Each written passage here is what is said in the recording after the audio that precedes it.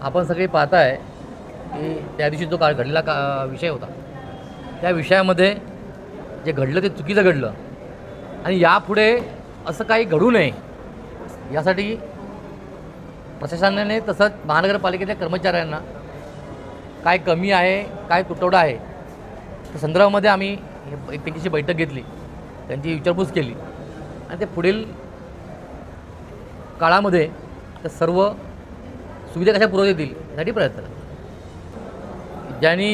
जे नगरसेवक आहेत ते भारतीय जनता पार्टी आणि शिवसेना भाजपा युतीचे आहेत आणि आम्हाला पूर्ण विश्वास होता की आमच्या युती पक्षामधील खासदार साहेब असतील किंवा शिंदे साहेब असतील ही योग्य ती त्यांच्यावर कारवाई करतीलच. शिवाय प्रशासनाने काय कारवाई केली तर आपण पाहिली असेल की जे सरकार म्हणून किंवा जे कायद्याने जे होतं आहे ती कारवाई त्यांच्यावर झालेली आहे, त्यांच्यावर केस नमूद झालेली आहे.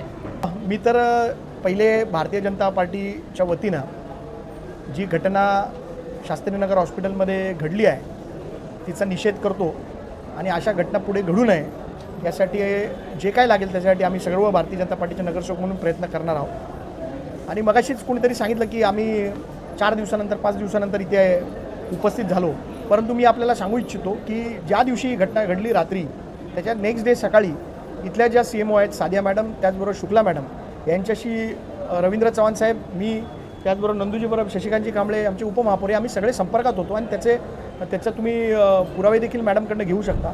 आणि आम्ही सातत्याने त्यांना हेच सांगत होतो की जे आपला स्टाफ आहे त्यांच्या पाठीशी आम्ही खंबीरपणे उभा आहे. जी घटना घडली तिचा आम्ही तीव्र शब्दात निषेध केला. त्याचबरोबर डॉक्टरांना लागणारी जी काही मदत असेल ती आम्ही करू असं आम्ही डॉक्टरांना सांगितलं होतं. रवी म्हणजे सूर्य असतो, सूर्याकडे बघून थुकायचं नसतं. जे सूर्याकडे बघून थुकतात त्यांचं काय होतं ते तुम्हाला माहिती आहे ना. म्हणून मला जे कधीतरीच उगवतात त्यांच्याबद्दल मला जास्ती टीका करायची नाही आणि मला या गोष्टीमध्ये राजकारण आणायचं नाही. मला एवढंच सांगायचं आहे की या हॉस्पिटलसाठी ज्या ज्या गोष्टी लागणार आहेत त्या आम्ही सातत्याने करण्याचा आमचा प्रयत्न आहे.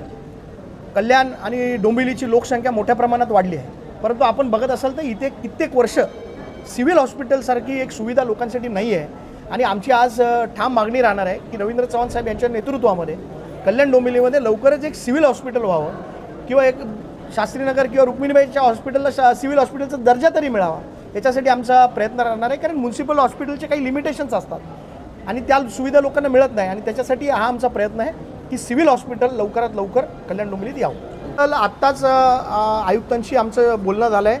24 तास पोलीस संरक्षण हॉस्पिटलमध्ये असणार आहे. आता बाहेरची जी केबिन आहेत त्या सगळ्या इलिगल केबिन तोडण्याचं काम आज होणार आहे आणि तिथे लवकरात लवकर सुरक्षा रक्षकाची केबिन तयार होणार आणि तिथे सुरक्षा रक्षक आम्ही सगळेजण आयुक्तांना आज भेटणार आहे. आज किंवा उद्या जसं वेळ भेटेल तेव्हा भेटणार आणि प्रामुख्याने आरोग्य समिती सभापती किंवा आरोग्य समिती या महापालिकेत लवकरात लवकर निर्माण व्हावी याकरता आम्ही भारतीय जनता पार्टीच्या वतीनं पुढाकार घेऊ.